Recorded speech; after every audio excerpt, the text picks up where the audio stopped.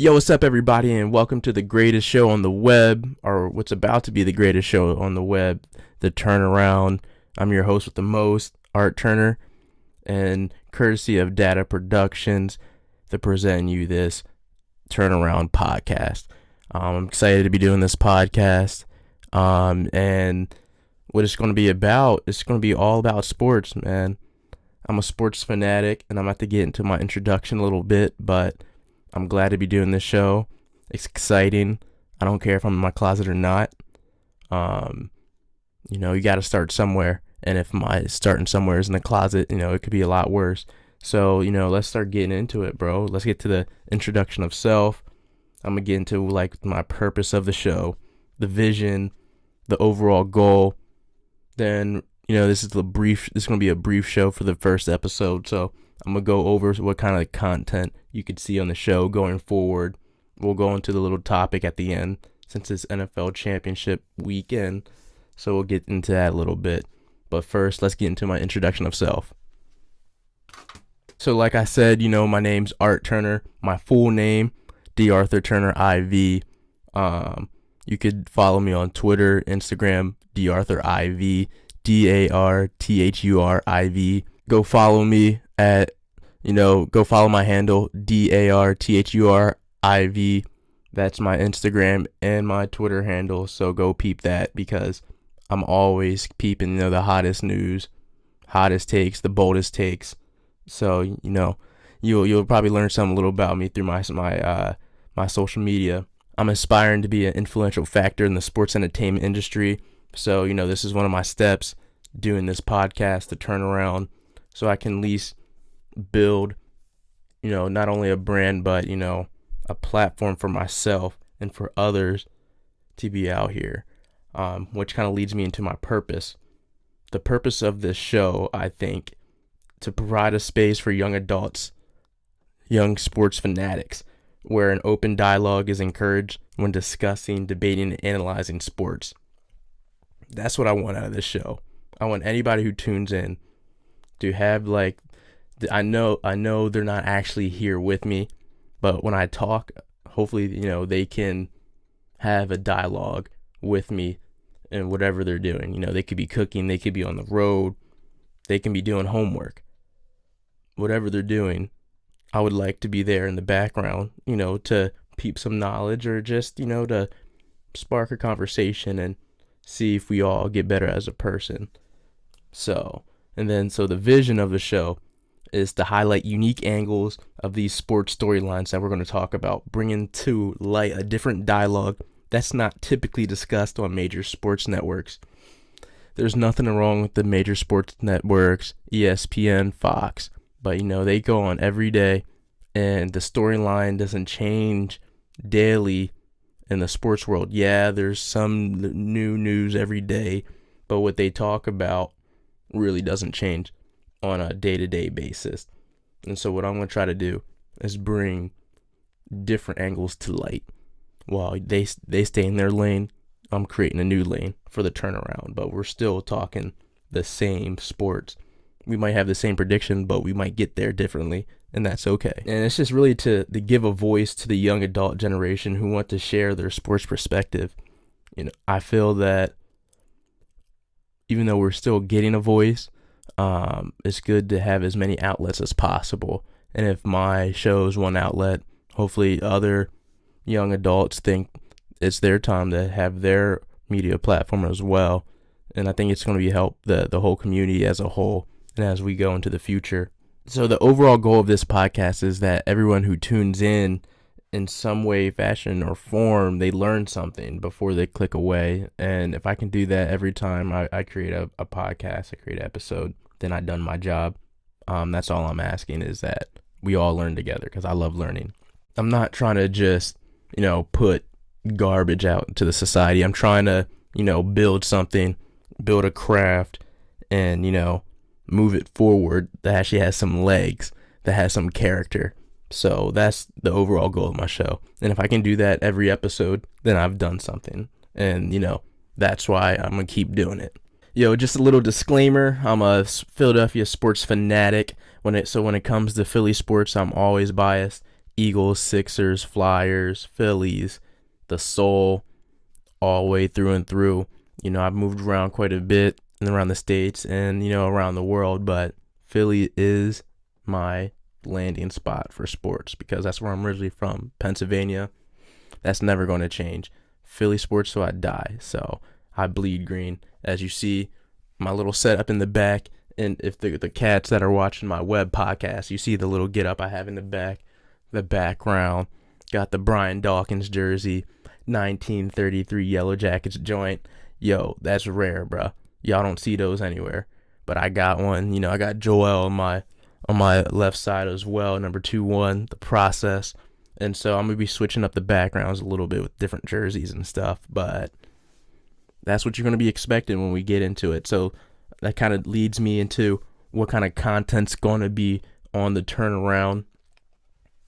So like we talked about a little bit, obviously major sports headlines, football and basketball are my expertise. So that's what we're mainly going to be talking about on this podcast.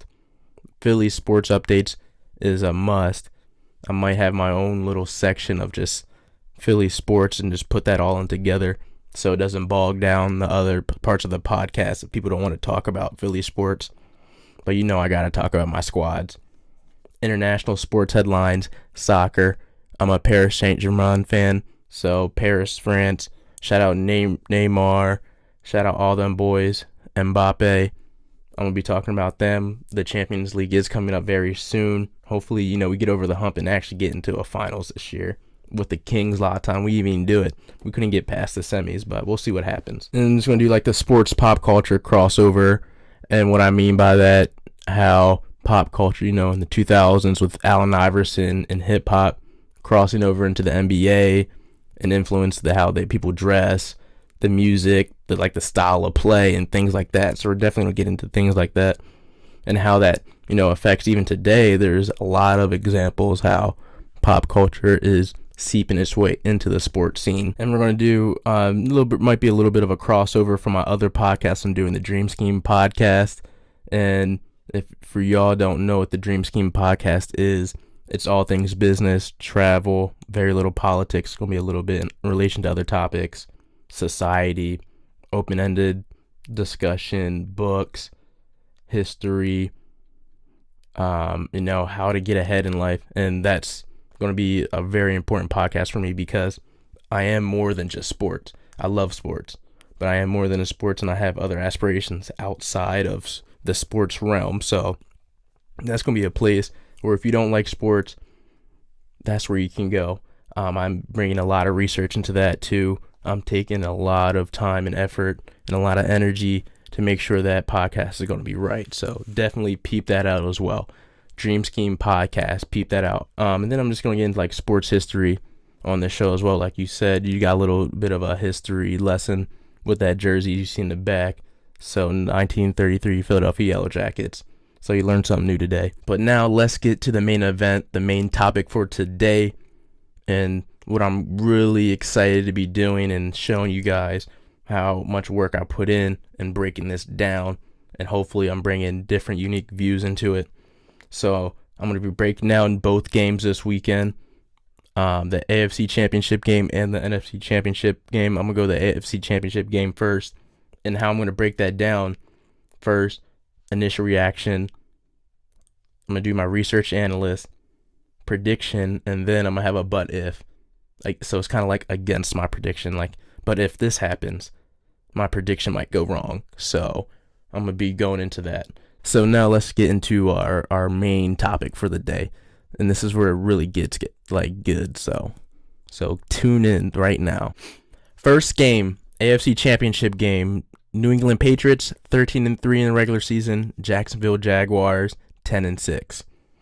So my first initial reaction of this game, no way Tom Brady loses to Blake Bortles.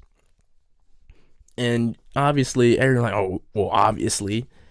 But, there's a lot of cats out here that are really thinking that the Jaguars have, a legit shot, that the analysts say that they have a legit shot. Now, they have a puncher's chance like anybody else in the game, but I don't see it. I don't think it's their time. I think they have a really good team, a young team, a lot of swagger. But I don't think they're getting it done in Foxborough. And let me break that down for you.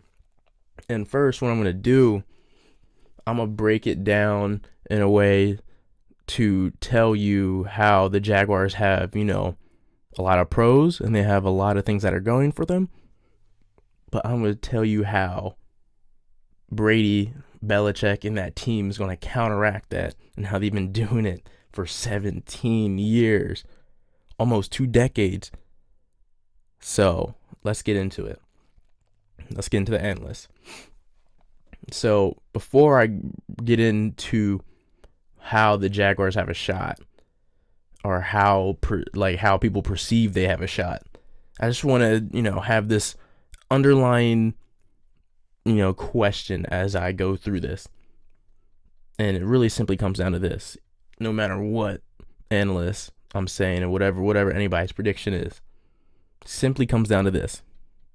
Can Blake Bortles make the right throw at the right time in the big moments of the game? There's going to be a lot of big moments. It's not going to be one big moment. It might be the biggest moment, but there's going to be big moments. But can he consistently make the right throw or the right play? And can he do that tick for tack with Tom Brady? Because you're getting Tom Brady's A game. Bill is having a great game plan. McDaniels has been working. Patricia. Even without the talent they don't have on D, they're working. So can Blake Bortles make those plays? Because Tom is. Without a doubt. He's done it for almost 20 years. So, if not 20 years. But let's get down to, some of the pros the Jaguars have in the perceived perception, what's going to get them to, the Super Bowl. So, a lot of these Jaguar fans out here, they're like, we had 55 sacks in the regular season. That's great. That's a lot of sacks. You guys have one of the best defensive lines in the league, without a doubt. I'm not trying to, hate on you guys. No, that's a big effort. That's a great effort. And you guys are also trying to say that it's the same in the AFC Championship game, and the Broncos got in his head. I think 2016. He didn't get in his head, but they got after him, and they're saying that's going to happen the same how that happened. Now it could, and I'm gonna go through the numbers on how similar it could happen with the Blake Bortles numbers and the Peyton Manning numbers. But there's one big glaring difference after I do the comparisons. So this was Brady's stat line in the 2016 Denver Broncos AFC Championship game, where the Broncos won the Super Bowl that year with that crazy defense. That was Peyton Manning's last year. Brady's stat line was 27 completions out of 56 attempts, 310 yards, 1 touchdown, 2 interceptions. Quarterback rating of 56.4. And for people who don't know, a quarterback rating is a measure on how much of an impact the quarterback had on the game. It goes from 0 to 100. So 100 is pretty much a perfect game. And so he had a pretty average game. 56.4 is pretty average. But we're talking about a Super Bowl, one of the historically, I would say one of the best defenses in the last decade on that 2016 Broncos team. An average game in the Super Bowl. In the AFC Championship game. So let's go to Peyton Manning stats.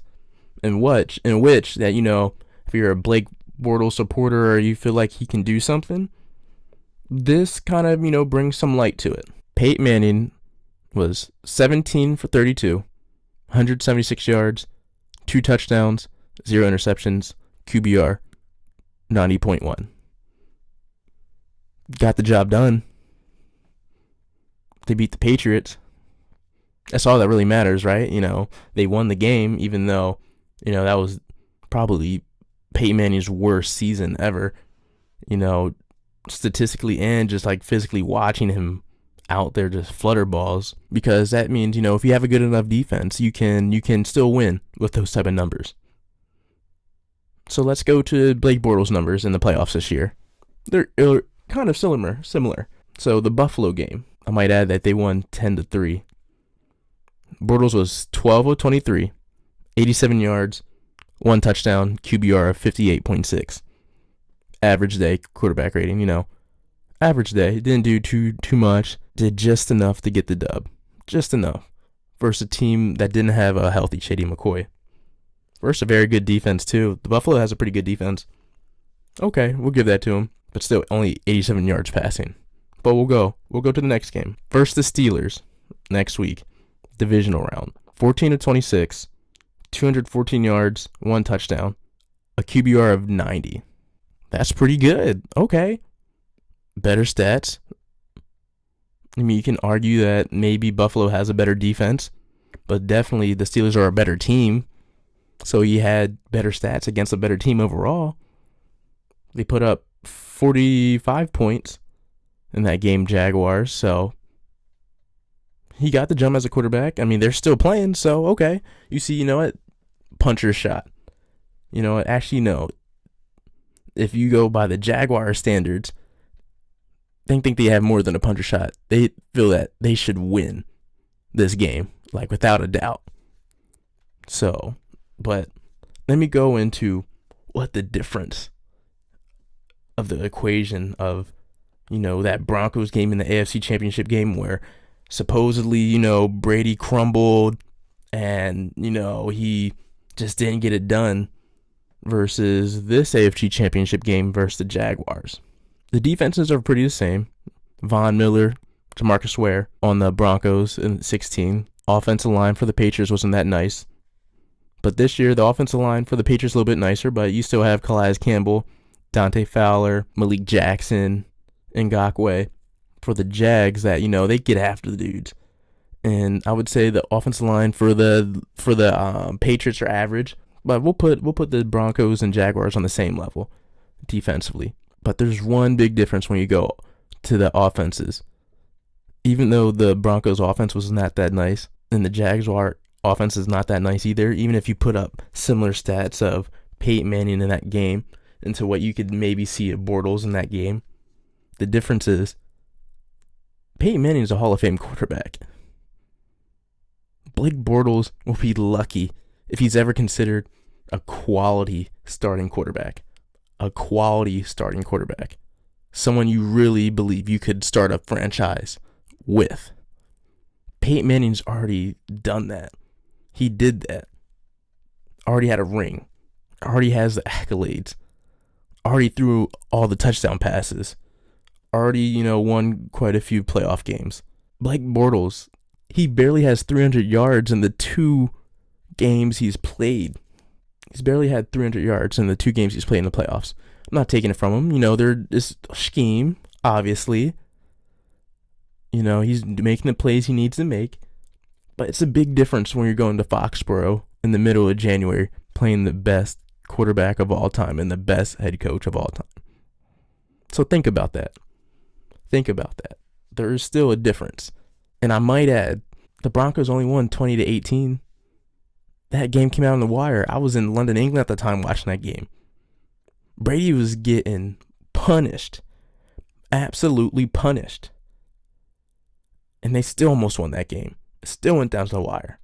And so back to if you get to Brady, you have a shot and he crumbles. Okay. Now in 2017, the passer rating came out under pressure. Brady was number 1 in passer rating under pressure in 2017. And there are only 2 other quarterbacks that had a better passer rating than 80 overall under pressure in 2017. So let's go in the top 3.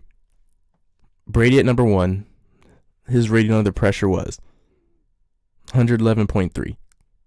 That's elite level. That's elite level passer rating under pressure.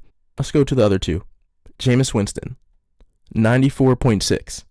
And Kirk Cousins, 82.1. Pretty good numbers still.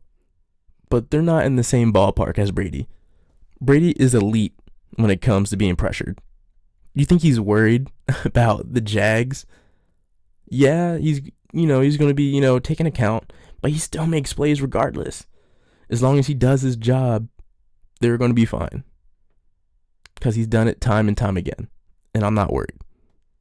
I'm not worried at all. When it comes to the Jaguars swagger, I like it. I think it's pretty dope. They're young, they fly, they're fast. They can get after the quarterback. The linebackers can, go sideline to sideline, cover corners, good safeties. They have a good squad, especially defensively. And that's where a lot of their swag comes from. So let me tell you where they went wrong. This is what happens to young teams that haven't been there before. And it's the old adage of act like you've done it before. They're definitely not acting like they've done it before, and they haven't. And that's okay, but you have to remember who you're going against. A cat who's done it 5 times. He's done it before 5 times. While you're talking, he's studying everything you do. And that's why you have Tom Brady out there, press conferences with red gloves on, thinking he's cool, thinking he's, really not going to play on Sunday. No, he's going to be playing on Sunday. And the Jaguars, they better be ready. And Jalen Ramsey, he better be ready as well. And so I'm just going to play the clip, what he said when they got back to Jacksonville after they won that game. Or they may have still been in Pittsburgh. But anyway, he was talking after the game, and they were talking about what they were going to do. So let me just play that clip. I ain't got too much to say, but y'all make sure y'all bring that same energy out here next week and the week after. We going to the Super Bowl, and we going to win that bitch. We going to win that bitch. Duval! Bulletin board material. Jalen Ramsey is writing a check that his team has to cash. And they got to do it this Sunday, middle of January, Foxborough, versus the greatest head coach and the greatest quarterback to ever live. But they're going to win that. Well, we'll see. We will see. It's going to get interesting. And I just might add, they have been road warriors, but they've been on the road 4 of the last 5 games. So, we'll see if they can keep this energy, man. I don't know if I can go against the GOATs on this one. With Leonard Fournette hurt, you're not getting the most out of him. So it's going to be tough. But they do have a good running game, though, with Ivory and them. So we'll see. So let's get to the prediction. Patriots 27, Jaguars 17. I really think that, Brady and that offense is just going to dink and dunk that defense. They're just going to take what the defense gives them. The Patriots defense is just going to hold Bortles off just enough, put 8 men in the box, and then tell their corners, which are pretty good, lock up D.A.T.A. Westbrook, lock up Marquise Lee, lock up, I think Allen Hurns is out there, So put 8 in the box, put 3 back, and, man covered and see what happens. And I think they're going to get it done. And I think they're going to get it done in handily fashion, even though they're only going to win by like 10 points, I think. I think it's going to be a lot worse than the score entails. But we'll see. But if Brady throws 2 interceptions leading to more than 10 points off turnovers, they'll be in trouble. They'll for sure be in trouble. And you can say that's for any team, but even with Brady, I think they can't give up 10 points off turnovers to that Jaguars defense. That's too much momentum, even with Brady. So that's my but if. 27-17, Patriots. We'll see what happens. All right, so let's get into the game that I really wanted to talk about, the NFC Championship game. 13-3 Philadelphia Eagles versus 13-3 Minnesota Vikings. Battle of the backup quarterbacks and stout defenses in Philly. And, I'm hype about this game. I'm hype. I've been saying all year, if you follow me on social media, I've been saying all season, even if Carson Wentz got hurt, I was saying we're going all the way. We're going all the way, facts. I just see it. Our team is just so well-rounded. We don't even have our starting quarterback, one of our starting running backs, our starting left tackle, our starting middle linebacker, and our best special team player. But we're still in the NFC Championship game. They can say all they want about the miracle year with the Vikings. They have it. I get it. But I think we have some magic as well. So my initial reaction in this game is Philly moves on in an emotional roller coaster of a game. Let's just dive into the analysts. And I'm about to dispel any myth that people have about Nick Foles saying that he's garbage and he can't win games in this league. because that's totally not true. And I'm going to break it down. Nick Foles is 4-1 this year in the games he's played in. But if you take the Dallas game out where he only played a quarter, a couple drives, he's 4-0 this year and playing meaningful games. We were down in Los Angeles when Wentz got hurt. We won that game. He had 4 touchdowns in the Giants in New York. We won the ugly Raiders game. We lost the Dallas game. He only played a quarter because we already had the first round bye locked up. And we beat the Falcons last week. It don't matter how we got it done. We got it done. And as a quarterback, that's what matters. Are you getting the dubs or not? But if you really want to say, oh, it's this year and he still looks crap, okay. Let's put it on for his whole career as an Eagles starter. And tell you why Nick Foles is built for this. I'd rather have Wentz. Facts. Wentz is a better quarterback. Hopefully he gets us a Super Bowl or 2 or 3. I'll take as many. I think he has that type of talent, without a doubt. But Nick Foles, who is still my second favorite player of all time in the Eagles uniform, Mr. 27-2, that was real. That actually happened. That's why he's my second favorite player of all time. That was real. But I'm going to tell you why Nick Foles is built for this. As a full-time starter in Philly, he's 19-10 as a full-time starter. If you take out his rookie season, where he went 1-5 under Andy Reid, under his last year as head coach, he's 18-5, taking out his rookie season. He's 11-6 at home, including playoffs. And 3 of those losses were from his rookie season. So if you take those out, he's 11-3 at home as a Philadelphia starting quarterback. And I think that's all you really know as to why Nick Foles is built for this. That's an advantage to have home field advantage. We went 13-3 for a reason.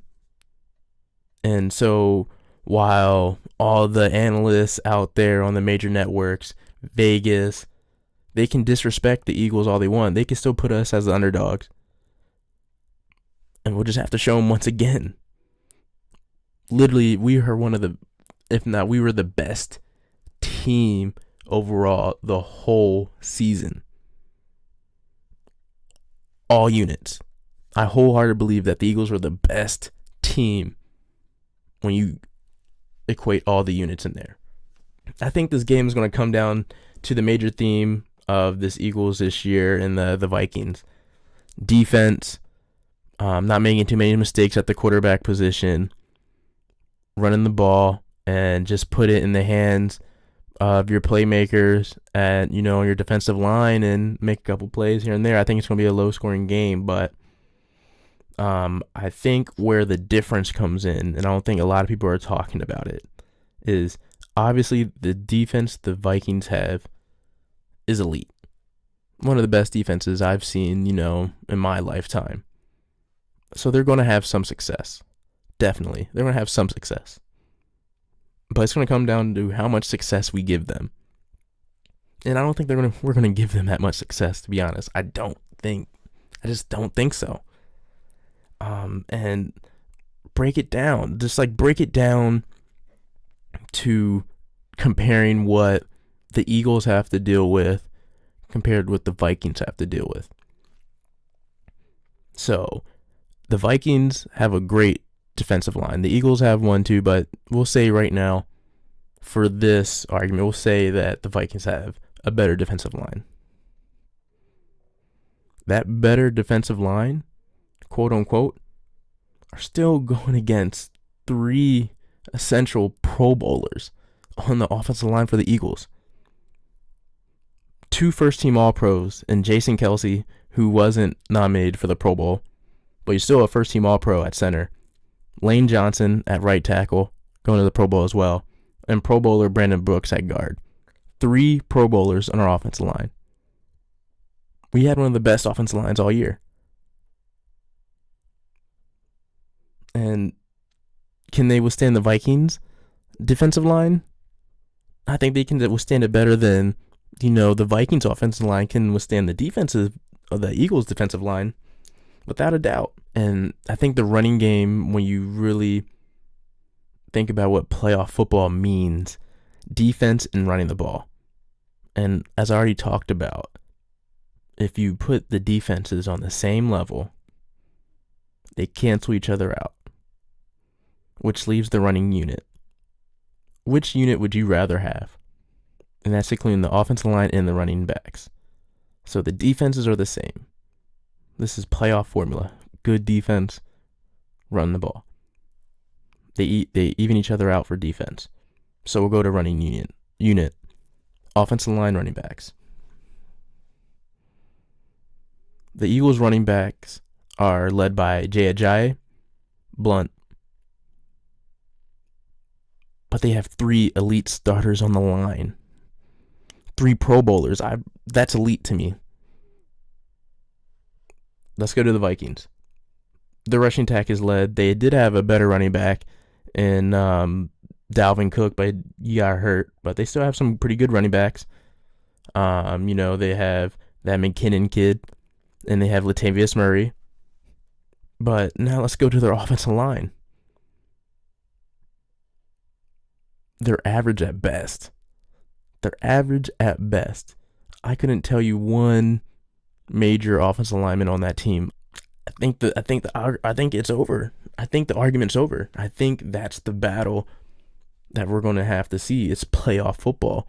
And if the defenses cancel each other out, it's going to come down to the running game. We have a better running game. We have a better offense.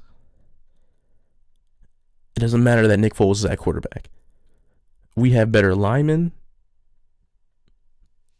And you can say we have better running backs. That's in the air. But even if the running game cancels each other out, we have a better offensive line, which means we win the running unit. So it's that easy. One has an average at best offensive line, and one has an elite offensive line. Who usually wins that game? Especially with no elite quarterback in the game? If the Green Bay Packers didn't have Aaron Rodgers last year, was Dallas going to lose that game with their elite offensive line? Were they going to lose that game if the Green Bay didn't have Aaron Rodgers? Think about that. And just a couple other things to think about from an Eagles perspective. We cannot allow Case Keenum to have a great day on the field. He can have a good day. He can have an okay day. He might have some success, but he can't have a great day. That can happen. If that happens, it's going to get ugly. And I think we'll protect Nick Foles enough offensively to, run play action decent, get some run pass option in there. I'm not expecting too many big plays. We'll dink and dunk them. I'm not expecting 24 points or anything along those lines, but I think we'll get enough to get it done. He can make the required throws to be a starting level quarterback. So it's hard for me to listen to everybody criminally just diss on this man when he has stats. Like Bortles, he doesn't even have stats still, but he's winning games. Foles already put up numbers, so he already has stat lines. So I don't get the hate. But anyway, we'll see on Sunday. And plus a dome team playing in hostile Philly in mid-January. Come on, bro. They're not going to get if the Vikings went to Philly a day early trying to get a Philly cheesesteak, the customer service is going to be terrible. They might not even get that Philly cheesesteak. They might just have to stay in their hotel. Because Philly's trying to get a ring. That whole town is trying to get a ring. That big old city is trying to get a ring. And they'll do damn near anything to get that done. And so it's definitely not going to be a friendly environment for the Vikings when they come in. And so let me just get into that prediction. I feel that the Eagles win 19-17. It's just going to be one of those games. I think the game's going to be a little ugly. Maybe 2 touchdowns combined for both teams. I don't think the offenses will be having so much success. I think defensively it's going to be a pretty good show. So we'll see. But if the Vikings rushing attack has more than 100 yards, we're in danger of losing the game. We have the best running defense in the league. We can't afford Murray and McKinnon to go off on us. That's the last thing we need. We need our defense to play ball all 60 minutes. And if Nick Foles can just make a couple throws, we can run the ball a little bit with our elite offensive line, what people forget, I think we'll be fine. And I think we're being in the Super Bowl, and I'm going to be there. So you hear it first right now. 19-17 Philadelphia in Philly versus the Vikings. We're going to the Super Bowl. So that's all I have for the turnaround today. I promise I'm going to get better at this. I'm a little rusty, but there's going to be a lot more content to come, and just be ready. It's going to be have a great time. Deuces.